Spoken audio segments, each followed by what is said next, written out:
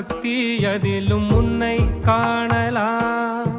பசி என்று தன் முன் வந்து கையேந்தி கேட்கும் போது தன் உணவை தந்தால் கூட உன்னை காணலாம். உன்னை காண பல கோடி இங்கு வாரி இறைக்கிறார்கள். எளிதாக உன்னை சேர இங்கு யாரு நினைக்கிறார்கள். அலங்காரம் அதில் நீ இல்லை, அகங்கார மனதில் இல்லை. துளி கள்ளம் கபடம் கலந்திடாத அன்பில் இருக்கிறாய். உணர்ந்தேன் உனையே